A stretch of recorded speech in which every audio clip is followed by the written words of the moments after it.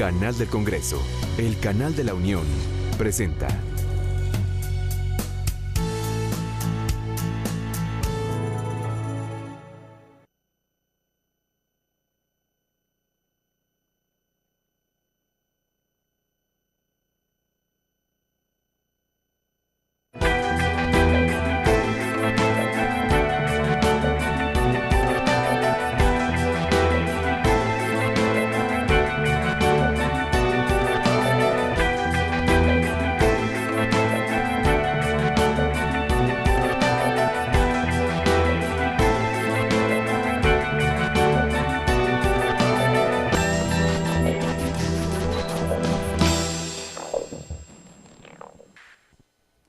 Hola, bienvenidos a Pesos y Contrapesos, el programa de la Auditoría Superior de la Federación y el canal del Congreso. El día de hoy nuestra emisión está enfocada en el tema de las industrias extractivas y la rendición de cuentas. Y para ello tengo el gusto de contar con la presencia de mi amigo, el doctor Héctor Juan Villarreal. Héctor, bienvenido a Pesos y Contrapesos. Muchas gracias. Hola a todos los que nos escuchan. Soy el director general del Centro de Investigación Económica y Presupuestaria, CIEP. Héctor, si pudiéramos empezar, las industrias extractivas es un concepto nuevo, pero de cosas que conocemos muy bien los mexicanos. ¿Cuáles serían las industrias extractivas? Mira, y yo creo que es una muy buena pregunta para comenzar, porque muchas veces cuando se piensa en industrias extractivas, la gente tiene en mente minería, que sin duda es uno de los componentes principales. Pero no hay que olvidar que la industria extractiva por excelencia para un país como México pues son los hidrocarburos. Entonces, son dos grandes industrias bien importantes, cada una con sus peculiaridades, pensando que todos los minerales los podemos poner por el momento en el mismo costal. Si te pones a rascarle tantito, sí hay sus diferencias hacia adentro de esa clasificación. Pero yo primero haría dos partes, hablaría de hidrocarburos y hablaría de minerales. Gas y carbón también formarían parte de industrias extractivas, ¿no? Correcto. Empezando con el tema de la minería, ¿cómo funciona en México el sistema de rendición de cuentas, de la autoridad jurídica, los derechos de propiedad en este campo? Sí, con mucho gusto. Típicamente la minería recibe las concesiones por parte de la Secretaría de Economía. Entonces, hay ahí unos permisos que se solicitan. Sí puede haber algunos componentes a nivel local, pero hasta ahorita tienden a ser menores. Entonces, normalmente son concesiones que vienen del gobierno federal. Y en el caso de petróleo, pues tenemos una industria nacional de petróleo, ¿no? Que incluso con una legislación que está desde la Constitución, ¿verdad? Donde dice lo que se puede, lo que no se puede. Entonces, propiamente lo que es en la extracción o producción de hidrocarburos, pues los particulares no entran. Que eso va a ser bien importante porque no solo es por parte del Estado, sino que el Estado le tiene la concesión a una sola empresa, que es Petróleos Mexicanos. Y es parte del debate de la reforma energética, ¿no? Es parte del debate. Ya ha habido algo de apertura con estos contratos cuando se intentó lo de gas en Cuenca de Burgos y todo. Hay algunas experiencias, pero son relativamente menores. Ahora en el proceso de la reforma hacendaria que aprobó tanto Cámara de Diputados como Senado en octubre de este año, hubo ahí modificaciones importantes al régimen de industrias extractivas en la parte de minería. ¿Tendrías tú alguna observación o comentario al respecto? Sí, en mi opinión, era algo en lo que nos habíamos tardado. Incluso hay por ahí señalamientos de la industria y bueno, hay que entender que a nadie le gusta pagar impuestos. Que aquí siendo... Por eso se llaman impuestos, sino contribuciones voluntarias, ¿no? Es correcto. Incluso siendo más específicos, tú sabes, Juan, que aquí más que hablar de impuestos, y esta va a ser una aclaración que para la charla de ahorita va a ser muy importante, estamos hablando de derechos. ¿En qué se diferencian aquí los derechos de los impuestos? Bueno, un impuesto normalmente es por una actividad que realiza un particular. Aquí el derecho involucra una contraparte. Las mineras están extrayendo un mineral que es un recurso no renovable que le pertenece al país. Entonces, y le pertenece al país porque está dentro del subsuelo, como lo marca la Constitución. Como lo marca la Constitución, que en el caso de nuestras leyes, lo que se encuentra en el subsuelo, como muy bien aclaras, pues pertenece al Estado. Entonces, en este sentido, lo que se actualizaron fueron los derechos de minería. También vienen en ley de... bueno, y déjame hacer un par de comentarios al respecto. En nuestra observación se están poniendo unos derechos que siguen siendo muy competitivos a nivel internacional. En este caso es la tasa del 7,5 en general sobre extracción. Se pone una pequeña tasa extra de medio punto sobre metales preciosos. Por mucho, México seguiría siendo competitivo. Esto lo digo en la industria minera. En la industria minera. A nivel internacional. Sí, al menos con países similares. No quiere decir que no puedas encontrar un contraejemplo, pero si te vas a los principales productores de minerales y todo, México seguiría siendo muy competitivo. Vale la pena también aclarar que en la ley de ingresos, la otra gran industria extractiva, en sí todavía no se sufrieron los cambios. Hay por ahí una discusión en criterios generales donde se habla que puede llegar el momento de... En la otra industria extractiva nos referimos al petróleo. Petróleo, básicamente, sí. Hidrocarburos. Y es consistente que no se hubieran presentado los cambios porque no ha ocurrido la reforma energética. De hecho, el Ejecutivo presenta una iniciativa de reforma a la legislación de derechos de petróleo y retira la iniciativa, ¿no? Aparentemente como para no estorbar con esto o que no creara la confusión o de cómo se iban a evaluar los dos regímenes, etcétera. Es correcto, es correcto todo. Ahora, lo que nosotros encontramos aquí y en el documento que hizo CIEP es que realmente son dos grandes grupos de industrias extractivas, hidrocarburos por un lado y minería por otro, que están en dos estados muy diferentes. Hidrocarburos, a fin de cuentas, es sustancialmente más fiscalizado. Tiene otros problemas que si gustas ahorita pudiéramos platicar de ellos, pero no es fácil por el lado de minería encontrar incluso un buen padrón de concesiones, cuáles están activas y todo. Incluso si la Auditoría Superior de la Federación quisiera, valga la redundancia, auditar y hacer trabajo de campo, no sería sencillo. Desde delimitación de terrenos, desde cuáles están operando, cuáles no, cómo fueron dadas las concesiones, etcétera. Ahí sí yo creo que hay mucho camino por avanzar. Por fortalecer la transparencia. Por fortalecer la transparencia de las concesiones, por supuesto. Incluso, bueno, hasta dónde es por concurso, hasta dónde se está, simplemente es una petición de la industria interesada, cuál es el rol de las autoridades locales. Y bueno, te metes a cuestiones de daños ambientales y de qué técnicas se van a permitir y cuáles no, todo, que es un gran tema, y yo creo que ahí queda pendiente. Perfecto.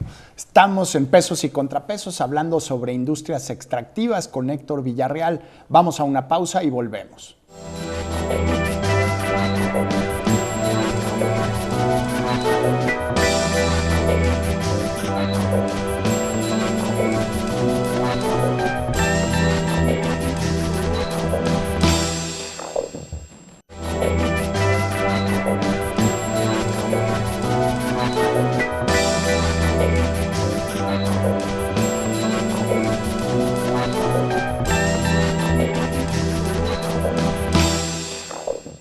Estamos de vuelta en Pesos y Contrapesos hablando con Héctor Villarreal sobre los retos de las industrias extractivas y la rendición de cuentas.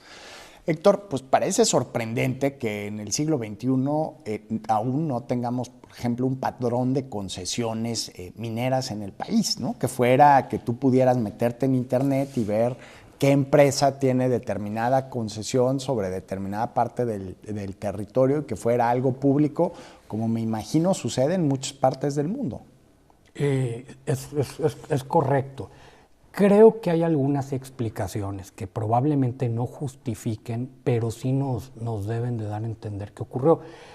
A fin de cuentas, la industria minera pasó por muy malos años, entonces pareciera que ¿En qué periodos? Porque últimamente han sido hubo un años boom, muy positivos. hubo ¿no? un boom, pero si pensamos por ahí en los 80s, en todo esto, pues como que la industria No, pues ahí minera... toda la economía pasó por muy malos años, ¿no? Sí, pero fíjate que el boom de los 90s y en particular el principio del siglo tuvo un efecto tremendo sobre los precios de muchos minerales. Entonces, de repente corríamos el riesgo de cosas que valían una fortuna, pues que salieran muy baratas del país. Ya.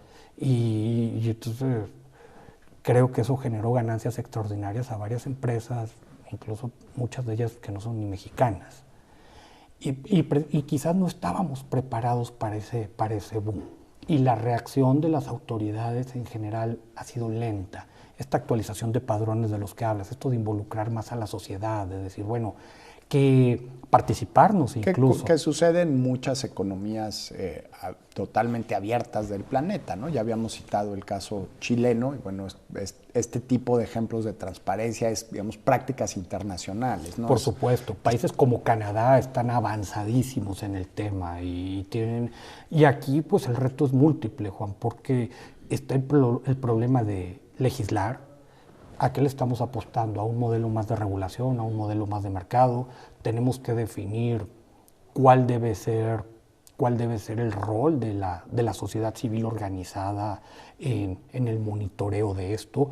Tenemos que ver cómo se va a internalizar daños al ambiente y si esto va a haber algún consejo regulador a nivel federal, o deben ser los municipios, o deben ser los estados, porque... Los municipios van a obtener parte de los beneficios de esta nueva tasa de derechos, ¿no? Bastante. No recuerdo si en la negociación final quedó entre 30 o 40%. Lo cual preocupa porque los municipios no son instituciones que destaquen por la fortaleza de sus mecanismos de rendición de cuentas y transparencia, ¿no? Muy de acuerdo. Ahora, incluso yo aquí veo algo más peligroso. Estamos hablando que puede caer un vendaval de recursos en un municipio minero, a lo mejor con una población pequeña, todo. No es que eso sea malo per se, pero una de las justificaciones para estos recursos es que debieran tener un uso resarcitorio. Entonces, si todo esto no queda bien regulado, puedes tener el problema de municipios que les caigan canastas de dinero, se los gasten los respectivos alcaldes y cuando llegue el momento de arreglar, pues no esté el dinero. Sí, lo cual puede acabar siendo peor que el estatus anterior, ¿no? O al menos muy cuestionable. Si esto no se traduce en beneficio para los pobladores de los municipios específicos y en particular, y quisiera insistir en ello, no se destinan recursos a resarcir daños que puedan estar causados por la explotación. Hay algunos métodos que sí son muy complicados para el medio ambiente, otros lo son menos, pero pues tenemos minería a cielo abierto que le llaman, y mucho uso de explosivos y mucha contaminación de agua. Entonces, ¿cómo se va a regular todo esto? Pues todavía es una gran duda pendiente. Y en el tema del petróleo, a mí hay una cosa que me confunde mucho. O sea, el tema de la corrupción pues es algo muy visto digamos, en los usos y costumbres de los líderes del sindicato petrolero. Pero a la hora que uno platica con funcionarios de Pemex, les dices el problema de la corrupción, de la opacidad, y lo que te responden con números, que es cierto, digamos, puede ser una verdad a medias, pero es una verdad que hay que considerar, es que es de las empresas más auditadas del mundo, porque están auditadas por la Auditoría Superior de la Federación. Función pública, o como sea que se llame la nueva encarnación institucional del Contralor Interno del Ejecutivo. La Security Exchange Commission, donde también tienen que reportarle, le presentan información. Sus contratos son públicos, es un relajo encontrarlos y probablemente hay que dar 80 clics y luego te encuentras un documento de cientos de páginas que es difícil dilucidar su transparencia. Pero es parte del hecho de cómo la empresa, pues sí es muy vigilada, pero no necesariamente esto se traduce en tener una empresa que rinda mejores cuentas, que sea transparente, que sea eficiente, que cumpla con los criterios mínimos de una empresa moderna, ¿no? Correcto. Mira, yo creo que es un temota lo que te estás metiendo. A mí me preocupa que yo no sé si la transparencia sea una condición necesaria para la eficiencia, pero me queda muy claro que no es suficiente, ¿verdad? Tú puedes decir, ¿sabes qué? Yo me gasté 10,000 pesos en este reloj y mire, y te lo compruebo y me dieron los 10,000 pesos y fui y lo pagué. Puede ser que vale 20, con vale todo respeto para tu reloj. Sí, no, Es es mi mi problema. sí, Y vale 20 parecido. pesos, pues bueno, ahí tienes un problema. Caricaturizando, ¿verdad? Pero No, pero creo que explica muy bien el tema que estamos hablando, ¿no? y creo que el gran problema es que traemos por ahí una cuestión de precios de transferencia que tendríamos que ¿Qué es un precio de definir. transferencia? ¿Cuánto valen las cosas? Entonces, y aquí te metes a una ironía, Juan. Estamos hablando, mucha gente habla de que Pemex es muy eficiente, mucha gente habla de que Pemex es muy ineficiente. Hoy por hoy, con la información que disponemos, no es posible evaluarlo. Y eso es terrible. ¿Por qué? Porque si tú no tienes un marco de referencia donde te digan, es que estamos sacando producción de tal tipo de yacimiento que tiene una tasa de retorno a nivel internacional, un estándar de tanto, no puedes hacer comparaciones razonables. Y luego también es, sin ser yo abogado de Pemex, ni mucho menos, pero también es una industria en la que es muy complicado comparar, ¿no? O sea, no es lo mismo perforar, el costo de extracción en un pozo de aguas profundas con un pozo de aguas someras, incluso dos pozos de aguas profundas relativamente cercanos pueden tener condiciones geológicas muy distintas. Entonces es muy difícil establecer el costo, por ejemplo, de producción de un barril de un pozo a otro. O sea, sí tiene ciertos retos de análisis. Y por eso necesitamos los precios de transferencia, porque, fíjate, ahorita podemos entrar a una situación. A México este petróleo ultrabarato que teníamos se le está acabando.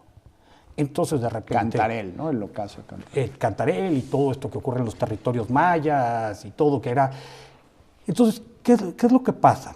Que de repente tú puedes tener una producción constante y puedes ver que tu costo esté creciendo y que sea desde el punto de vista de ingeniería un triunfo, porque a lo mejor no está creciendo a la tasa que pudiera, pero si lo evaluamos a rajatabla, vas a decir aquí hay un problema, cuando a lo mejor el problema fue antes. Entonces, a mí me parece que, y este es uno de los grandes temas de política pública que tenemos que entrar como país, yo no sé si sea a través de la Comisión Nacional de Hidrocarburos o todo, pero necesitamos un sistema de precios de transferencia claro que nos diga cuánto vale lo que tenemos y que esto pavimente el camino para decidir qué queremos hacer con nuestra renta petrolera. Perfecto. Estamos en pesos y contrapesos. Vamos a una pausa y volvemos con el tema de las industrias extractivas y la rendición de cuentas.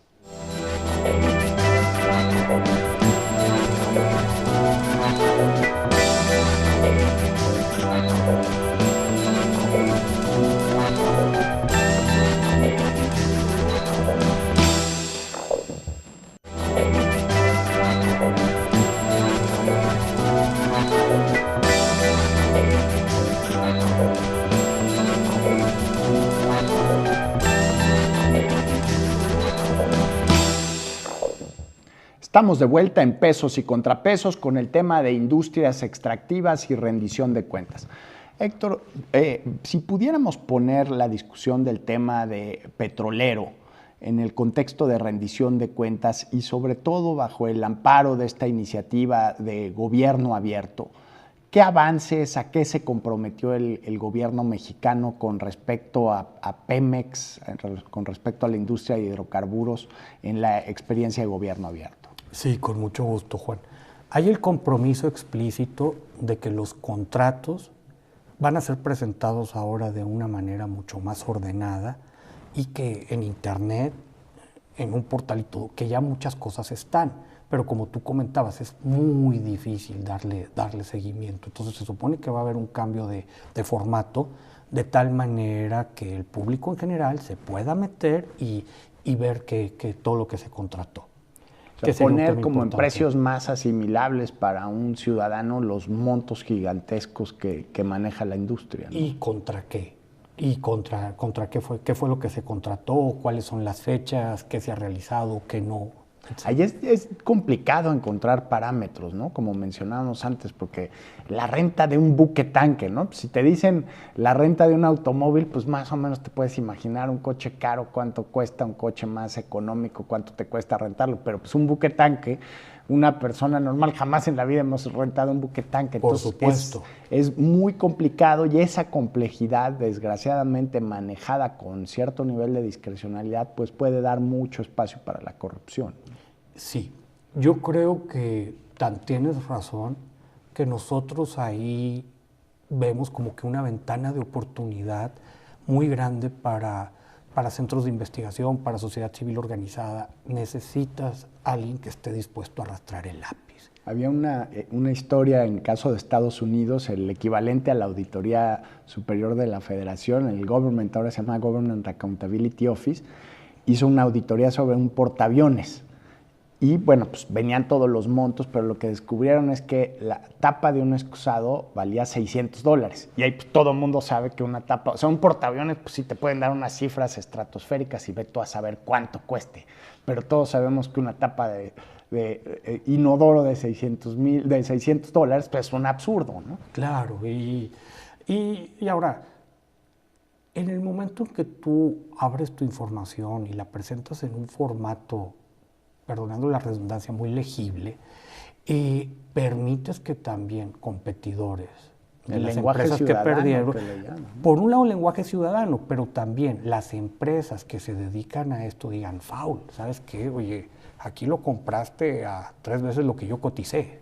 ¿Qué pasó? Entonces, a pesar de que sean señalamientos muy puntuales, probablemente sí empiece a ser una vacuna contra la corrupción. Y ahí creo que es muy importante lo que dices, porque pone el tema de transparencia y rendición de cuentas no solo bajo la luz de que se gaste bien el dinero, de ponerle un coto a la corrupción, sino que las empresas del gobierno funcionen de manera eficiente, los mercados funcionen también de tal manera que quien puede proveer el mejor servicio al mejor precio de la manera más competitiva, pues se gane el contrato y no se lo gane el compadre justo porque esté redactado los contratos en términos muy obtusos que ni siquiera los demás competidores los puedan asimilar o entender, ¿no? Es correcto, es correcto. Y ahí viene una discusión bien interesante. Mira, yo no sé si este tipo de transparencia necesariamente nos lleve a un gasto más eficiente. Está también el punto de si se vale o no se vale comprar cuchufletas. Sí, ¿nos puedes dar la traducción técnica de la cuchufleta? Cualquier cosa para básicamente que se te ocurra, lo más extraño. ¿Sabes qué? Nosotros compramos una bola de metal que pusimos ahí, pero lo que sí te asegura es que hayas comprado la bola de metal sin corrupción, o te acerca a eso. Entonces, y que realmente necesitaras esa bola de metal, ¿no? Que es otra forma más compleja de corrupción. Yo creo que ahí sí tienes que llevar a tu sociedad ya a otro nivel, donde no solo te empiezan a cuestionar que lo hayas hecho sin corrupción, sino te empiezan a cuestionar los porqués. Pero sí ayudaría mucho. O es la función ya del auditor externo, la Auditoría Superior de la Federación, debido a la especificación técnica sobre qué se requiere y qué no se requiere en la explotación de un pozo de aguas profundas. Sí, y entendiendo que va a haber curvas de aprendizaje, o sea, que estas cosas no van a ser de la noche a la mañana, no son inmediatas. Pero precisamente por eso, entre más rápido comencemos, mejor. En el contexto de la reforma energética, ¿qué aspectos crees que sean más sensibles o donde los ciudadanos debemos estar más atentos para que en un escenario en el que haya varios jugadores, varias empresas del sector energético, un escenario hasta hoy hipotético, pero probable, habría que estar más atentos en el tema de transparencia y rendición de cuentas? Mira, a mí me parece que son 2 grandes elementos aquí. El primero tiene que ver con recordar que si bien gran parte de la discusión de una reforma energética va a girar en torno a petróleo, tenemos también ahí al menos electricidad y gas, que son 2 temotototototas. Yo creo que si ahorita tú le preguntaras al director de la CFE, y de buena fe, ¿de qué tamaño ha sido el subsidio en los últimos 2 o 3 años? Asumiendo que ha habido un subsidio. Que sí ha estado ahí, ¿no? Pero tiene muchos elementos bien curiosos. Probablemente no te pudiera dar el número. Entonces, imagínate el tamaño del problema. O sea, vamos a la discusión de una reforma energética cuando la estructura de costos no es ni tan obvio que el gobierno la tenga perfectamente clara. Sí, creo que CFE tiene 30 o 40 tarifas distintas, ¿no? Y cada tarifa distinta tiene algunas recupera costos reales y otras están subsidiadas. Sí, es correcto. Y también de repente las reglas sobre las que se aplican son muy discrecionales.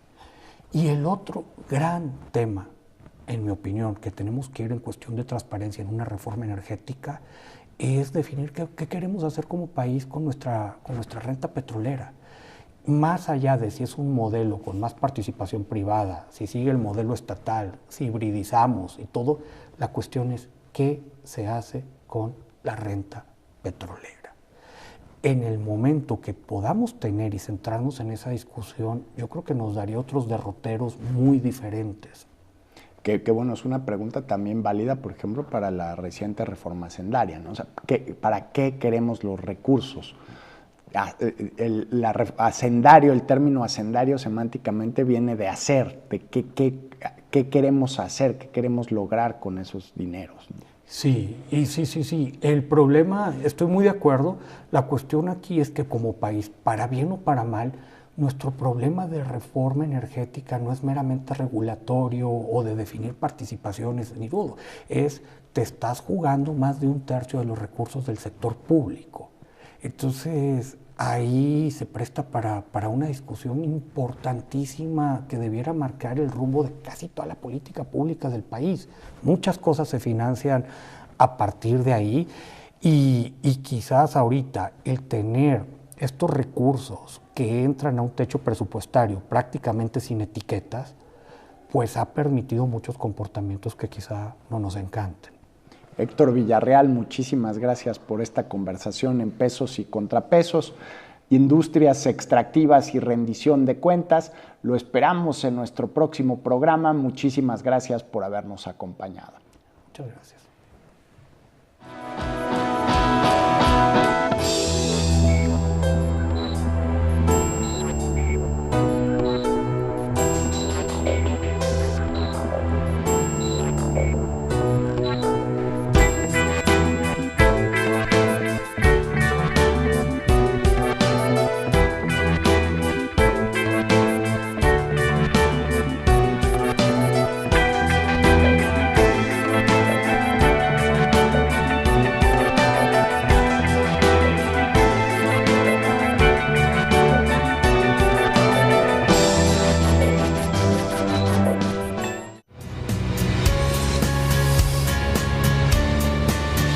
Canal del Congreso, el canal de la Unión, presentó.